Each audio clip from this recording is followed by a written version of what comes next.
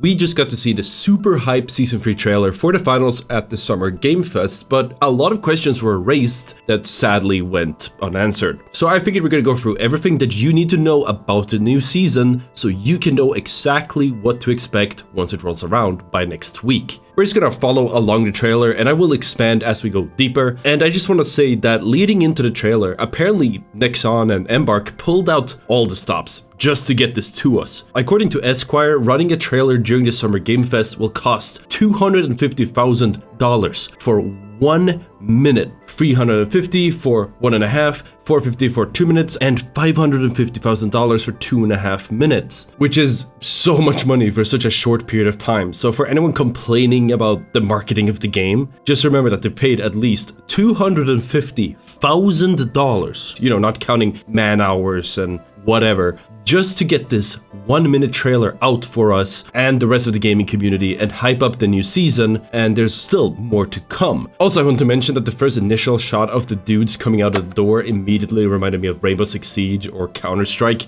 which is kind of funny, going off the news that we get to know more about later in the video. We also get to see some really sick looking skins, which I would imagine are all part of the upcoming Battle Pass. Here we can briefly see Dizon, which is a new sponsor in the upcoming season. There's some more cool skins, and then of course a cute Nama Love emote right before diving into the meat of the trailer. The futuristic contestants are pulled back in time into feudal Japan, of all places. I love this shot because we can see all the new weapons for the season. There's the spear, which is a new melee weapon for heavy. Its primary attack is a fast, long-range stab, and it can be spun up to cover a wider area, so I would imagine AoE damage. It deals less damage than heavy sledgehammer, but it is decidedly more nimble, so I assume it is faster. This also means that the odds are that the multi-hit AoE damage for all melee weapons and the quick melee that we had, at the end of Season 2 will be gone by next season. As I speculated, it was most likely spaghetti code for the spear multi-hit attack that slipped through to the live version of the game.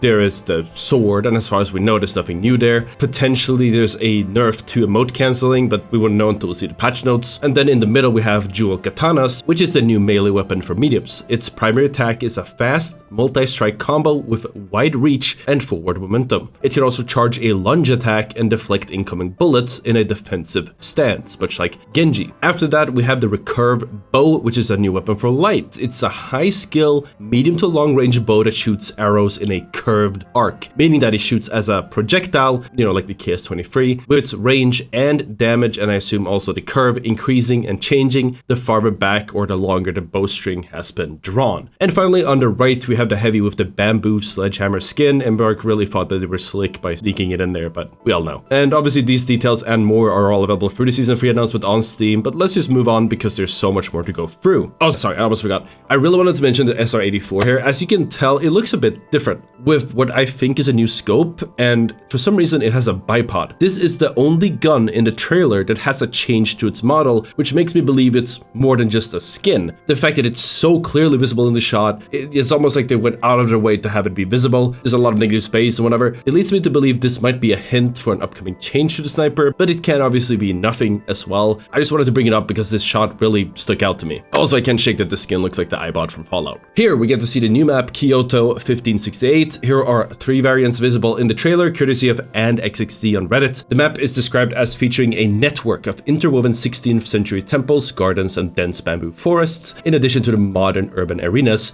the finals is famous for. It has intense terrain height variation. It has interconnected, layered buildings with hidden traversal options underneath, implying sneaky, flanky tunnels that will encourage free-flowing, fluid, and sneaky player movement. The map also has traditional Japanese choji paper walls that players can shoot through to do a lot more environment destruction as well. It just looks beautiful. But moving past the new features, let's talk about the elephant in the room. Terminal Attack is the new ranked mode this season. And no, I've already read all the comments on my previous video. It's not a new ranked mode. Cash out tournaments, the ranked mode that we've had since the game was released, are being replaced with Terminal Attack. And this is a really controversial change, and I do have a lot of opinions myself, but I'm gonna keep it out of this video so that we can focus on keeping everyone in the know. But if you guys do want my opinion in another video, let me know in the comments. But anyways, this means that if you want ranked rewards, you need to play Terminal Attack if you want a rank badge to display your current rank next to your name, and if you want to receive a competitive experience, you have to play Terminal Attack.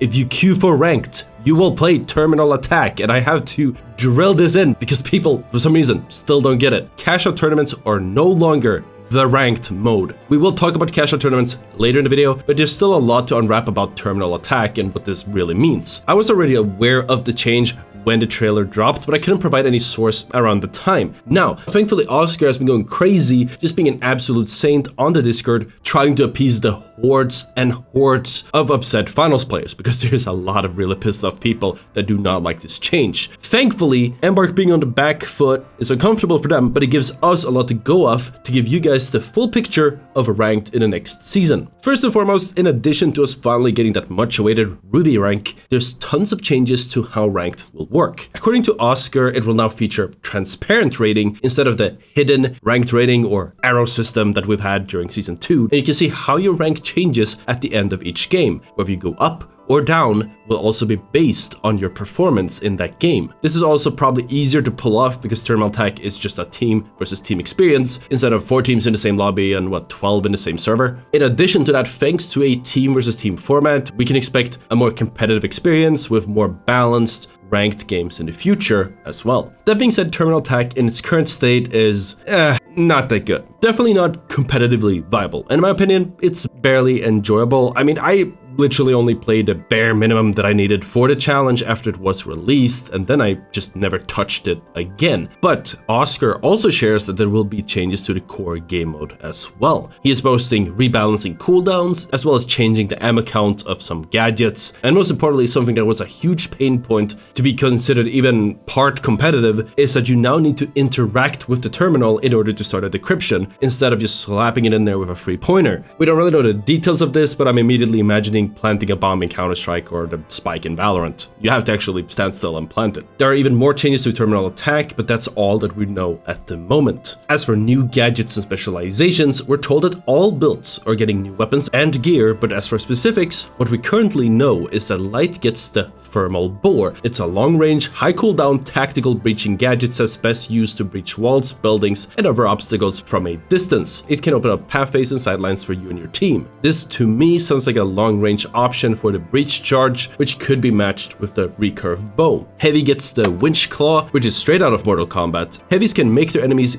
get over here by launching a chain that pulls objects and enemies towards them, which briefly stuns any player that you pull in, and you can even turn them into a free kill if combined with a melee weapon like the sledgehammer or the spear. I'm curious what types of objects that can be yoinked with it, but we don't know anything yet. It's also worth to keep in mind that it is a specialization, not a gadget, which makes me wonder whether another specialization will be rotated out of the game or not, and if so, which one that will be. Time will tell. But yeah, let's talk about these weekly tournaments, because that's where the old ranked and cash out is going. The weekly tournaments go by the name of World Tours. The World Tour will feature cash out tournaments, like, the old ranked was, where you can earn win points by making it farther into these tournaments. And I'm not sure if this was a typo from Oscar or not, but I'm just gonna assume that's what they're called. All of these points progress your World Tour badge, whatever that is. It probably looks the same as your ranked badge in a way, like next to your name, between the ranks bronze to gold. There are also contracts up for large amounts of experience points. In addition to that, there's a leaderboard in the World Tour, which is based on your total amount of cash cashed out. At the end of the season, your position on that leaderboard will earn you free multi-bucks. That's right, completely free, that you can use for whatever you want, in-game. The World Tour events will have different rule sets, and the rule sets will rotate every week, hence the weekly tournament tagline from the trailer. As I understand it, they will rotate between different maps, game modes, and even set loadouts. And despite what some people might think of when they see the name, the game mode will be playable at any point during the week.